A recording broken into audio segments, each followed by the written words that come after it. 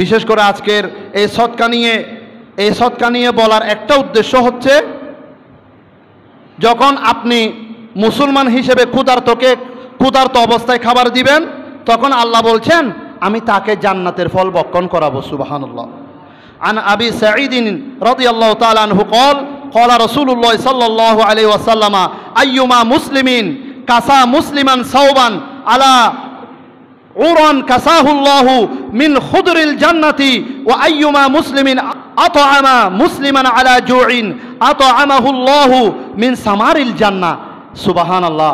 এটা যারা দান করে তাদের জন্য আখেরি ফয়সালা, যারা দুনিয়াতে দান খয়রাত করে সদকা করে তাদের জন্য আখেরি পুরস্কারের কথা আল্লাহ বলে দিচ্ছেন।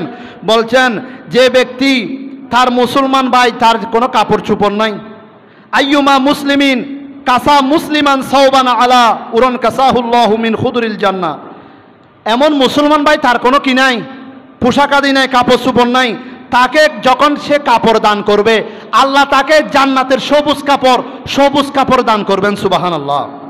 এরপরে বলছেন যে মুসলমান ব্যক্তি অন্য ক্ষুধার্ত ব্যক্তিকে মুসলমান ব্যক্তিকে খাবার দান করবে ক্ষুধার্ত অবস্থায়, আল্লাহ তাকে জান্নাতের সবুজ সুস্বাদু ফল ফলাদি দিয়ে তাকে মেহমানদারি করবেন। আল্লাহু আকবার। এরপরে আখেরি যেটা বলেছেন একটুকু পানি পান করাবেন। যদি সামান্য পানি পান করায়, জান্নাতে একটি পানি রয়েছে যার নাম হচ্ছে রহিকুল মাখতুম। জান্নাতের একটি পানির নাম হচ্ছে রহিকুল মাখতুম, সেটা দুধ, শরবত, বিভিন্ন ফল ফলাদির রসের শরবত দ্বারা তৈরি, এটার নাম হচ্ছে রহিকুল মাখতুম।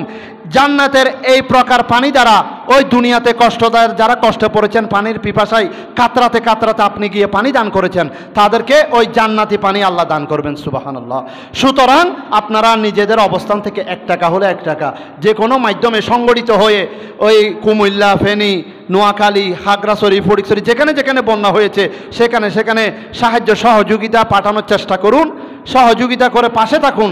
কাল কিয়ামতের ময়দানে এটা পাহাড় সমকক্ষ বড় পুরস্কার নিয়ামত প্রতিদান হিসেবে আল্লাহর দরবারে পাবেন। আল্লাহ আমাদের সবাইকে কবুল করুক। আমিন আমিন। ওয়া আখির দাওয়ানা আলহামদুলিল্লাহি রাব্বিল আলামিন।